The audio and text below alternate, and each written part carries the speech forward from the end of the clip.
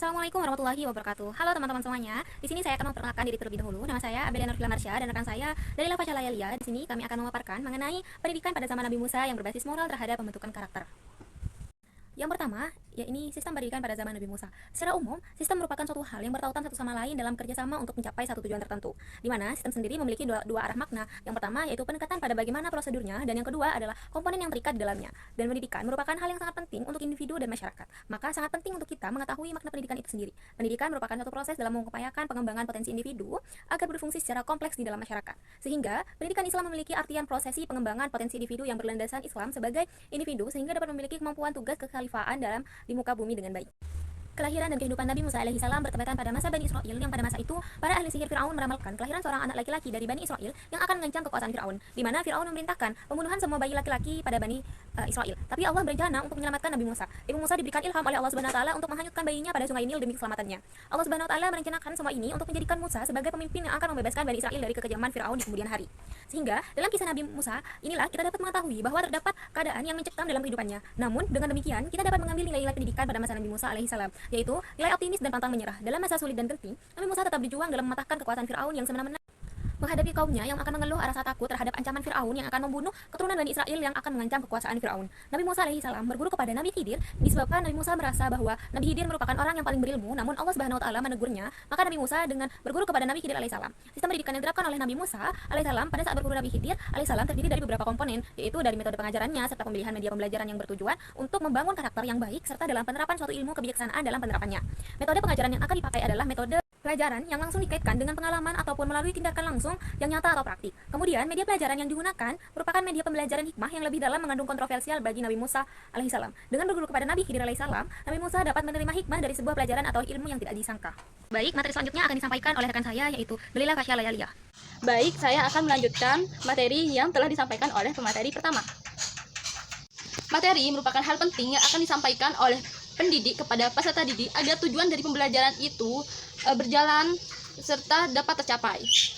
Pendidikan moral pada Nabi Musa ini tidak terlepas pada mentornya, mentornya atau gurunya, yaitu Nabi Khidir, yang akan memberikan hikmah-hikmah kepada Nabi Musa. Berikut materi-materi pendidikan moral yang diterapkan Nabi Khidir kepada Nabi Musa. Pertama, pembocoran perahu. Pelajaran utama dari kisah ini adalah bahwa bahaya kecil dapat dibenarkan untuk menghindari bahaya. Jadi pada saat itu Nabi Khidir mengajak Nabi Musa untuk membocorkan perahu nelayan kecil.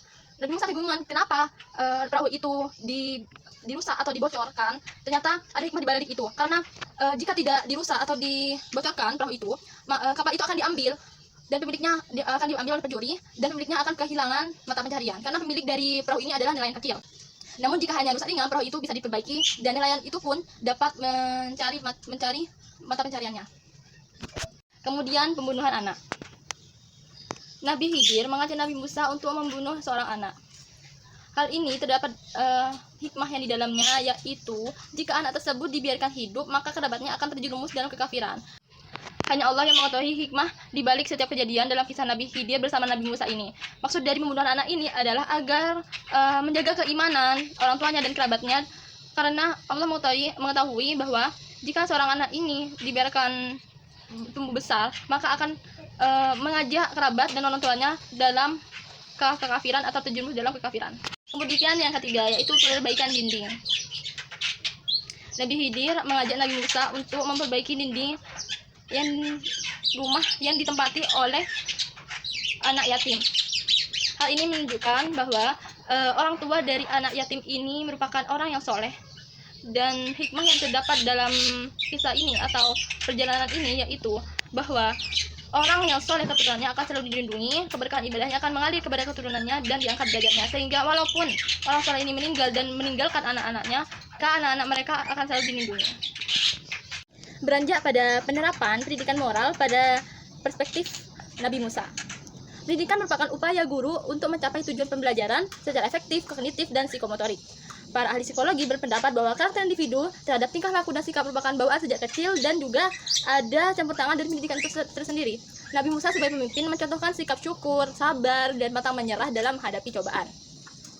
Berikut beberapa pesan moral yang ada pada kisah Nabi Musa dan Nabi Khidir yang mengajarkan kita untuk menerapkan pendidikan moral ini, yaitu pertama, taat dan tawakal. Nabi Musa belajar dengan orang soleh agar bisa bersabar dalam proses belajarnya, yaitu Nabi Khidir itu tersendiri. Dan Nabi Musa pun selalu mengucapkan insya Allah ketika ditanya bahwa dirinya akan datang atau mengucapkan janji atau sebagainya. Terus karena Nabi Musa belum mengatur dirinya akan datang apa tidak, karena hal tersebut bergantung atas kehendak Allah. Yang kedua, bertutur lembut dan ikhlas. Ketika belajar bersama Nabi Khidir, Nabi Musa itu menggunakan tutur bahasa yang lembut, yang ikhlas juga dalam menuntut ilmu bersama Nabi Khidir. Kemudian yaitu merasa tercukupi dan puas. Namun hal ini membuat Nabi Musa mendapatkan teguran dari Allah karena ia merasa bahwa paling alim di antara kaum-kaumnya, sehingga Nabi Musa ini belajar kepada Nabi Khidir untuk belajar mengenai ikhlas, belajar mengenai bahwa di atas yang berilmu masih ada yang berilmu. Kisah Nabi Musa ini menggambarkan proses belajar mengajar yang kaya akan nilai pendidikan. Penerapan moral dalam pendidikan memerlukan dukungan dari pendidik, sehingga Nabi Khidir inilah contohnya, berperan sebagai mentor bagi Nabi Musa tersendiri untuk mengajarkan kesabaran dan kebijaksanaan.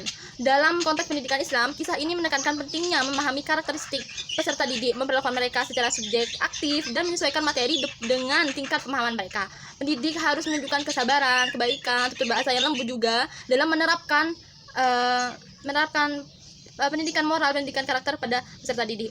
Kemudian contoh dari kisah Nabi Khidir dan Nabi Musa ini merupakan contoh penerapan prinsip-prinsip pendidikan karakter yang menekankan pentingnya memahami setiap peserta didik secara individual. Itulah penjelasan dari kami, kurang lebihnya mohon maaf. Wassalamualaikum warahmatullahi wabarakatuh.